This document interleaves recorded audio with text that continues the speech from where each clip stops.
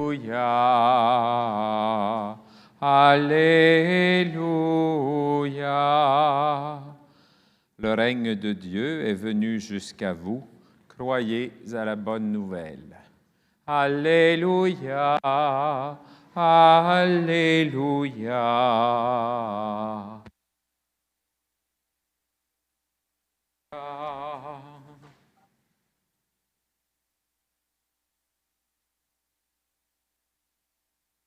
Le Seigneur soit avec vous. Évangile de Jésus-Christ selon saint Luc. En ce temps-là, Jésus rassembla les 12. Il leur donna pouvoir et autorité sur tous les démons, et de même pour faire des guérisons. Il les envoya proclamer le règne de Dieu et guérir les malades.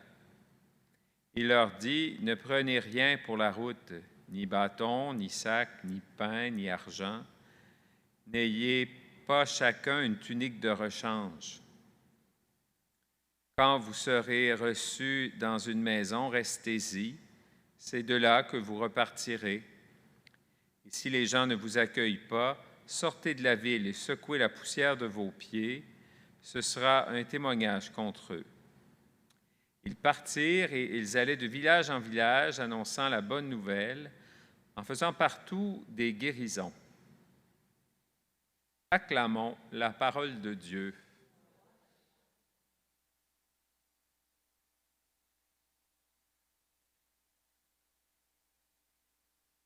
La première lecture, on est tous allés à un mariage puis on a entendu cette lecture-là.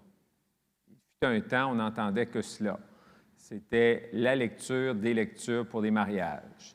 L'amour prend patience, l'amour rend service, l'amour ne jalouse pas, ne se gonfle pas d'orgueil, fait rien de malhonnête, il cherche ce qu'il y a de bon. Alors, c'est intéressant, évidemment, on peut comprendre qu'un couple qui se marie veut vivre de ces réalités-là. C'est comme un idéal.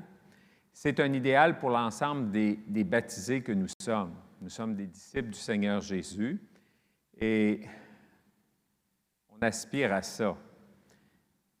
Moi, je trouve là où on manque le plus de charité, vous et moi, je vais parler pour moi. Je ne sais pas vous autres, mais enfin, moi. En voiture, c'est terrible.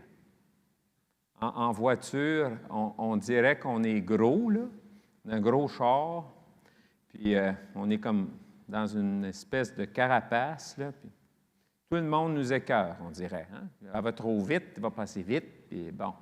C'est particulier. En tout cas, il n'y a pas grand catholique sur la route, c'est sûr, parce qu'il ne conduirait pas comme ça. Le catholique est courtois, la catholique est patiente. Comprenez ce que je veux dire. Bon, c'est beau d'entendre ces textes de la parole de Dieu. C'est dans nos vies, tout ça. Mais c'est jamais trop dans nos vies. Parce qu'au fond, je l'ai dit dimanche, je nous le redis aujourd'hui, pour bien du monde, le seul évangile qu'ils vont rencontrer, c'est vous. Puis moi, j'espère. Ils ne prendront jamais le temps de lire l'Évangile comme on le fait, nous autres, en venant à messe un mercredi soir.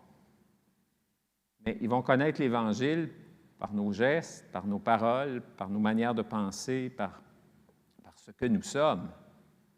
Et à quelque part, la figure du Père Frédéric, qui nous est proposée aujourd'hui comme modèle, bien, c'est ça. Je pense bien que cet homme-là est allé en Terre Sainte d'abord, puis ensuite il est venu au Canada. En Terre Sainte et au Canada, il a prêché l'Évangile, mais il a surtout vécu l'Évangile. C'est pour ça qu'il est devenu un saint, qu'il est un bienheureux. Et si on touche les gens, c'est bien plus... Oui, c'est Paul VI, quand je grandissais. Ça fait longtemps, moi, ça fait longtemps que j'ai arrêté de grandir. Quand je grandissais, le pape Paul VI disait « Le monde actuel, ça c'est les années 70, a pas tellement besoin de maîtres. Il a surtout besoin de témoins. » C'est ça qu'il faut chercher dans nos vies. C'est ce qu'a cherché le Père Frédéric. C'est ce qu'il faut chercher. Je regarde la lecture, ce qui m'a frappé ce soir, c'est Saint Paul dit « Quand j'étais un enfant, je parlais comme un enfant. vous et moi, on doit annoncer le règne de Dieu. Non, c'est notre vocation. Puis des fois, on n'a pas de mots pour annoncer le règne de Dieu, vous et moi. On a des mots d'enfants. Quand je rencontre des couples qui se marient, là, ça me frappe toujours. Je me retrouve avec des adultes qui ont de plus en plus autour de 30 ans quand ils choisissent de s'engager dans le mariage. Puis quand on aborde un peu la question de la foi catholique, de la foi de leur baptême, ils me parlent avec des mots d'enfant. Un homme de 30 ans qui me parle du petit Jésus, c'est drôle. Un enfant de 7-8 ans qui me parle du petit Jésus, c'est normal. Un homme rendu à 30 ans, bien, le petit Jésus, puis le bon Dieu, puis c'est mon Seigneur, c'est mon Sauveur, je dois m'identifier à lui comme un adulte. Je dois arriver à une foi d'adulte, non? Et ça, c'est pas toujours évident. On est des adultes à bien des niveaux. On peut être considéré comme adulte, mais aussi au niveau de notre foi. Il faut se donner les moyens par des lectures, par des réflexions, par des formations, par ce qui est disponible pour grandir dans la foi. Ça, c'est important. À quelque part, ça nous aide à annoncer le règne de Dieu là où nous sommes. Ça nous donne des mots, ça nous rappelle ce que nous devons être dans le monde. Le Seigneur dit, vous êtes la lumière du monde. C'est ce qu'il dit de nous, ses disciples. Vous êtes le sel de la terre. Le Père Frédéric a réalisé ça dans sa vie, mais ce n'est pas juste pour lui, c'est pour vous, c'est pour moi. Bon, en tout cas, retenons de la parole de Dieu de ce jour la question de la charité.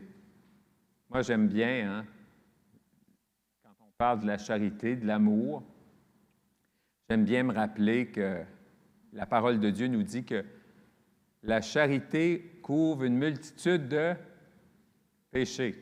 Alors, rappelez-vous de ça.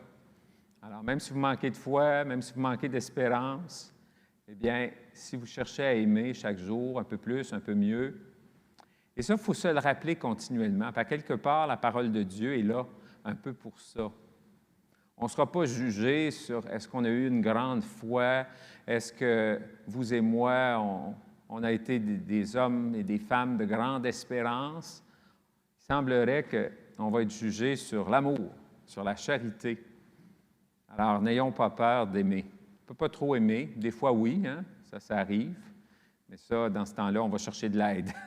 Mais on appelle ça de la dépendance affective ou je ne sais pas trop quoi. Mais on ne peut pas trop aimer dans le sens de ce que le Seigneur nous invite à aimer. Et puis, alors, entendons cet appel du Seigneur et que la parole de Dieu soit pour nous en ce jour source de réconfort et de joie, mais aussi qu'elle nous donne le goût de continuer d'avancer et d'annoncer là où nous sommes le règne de Dieu.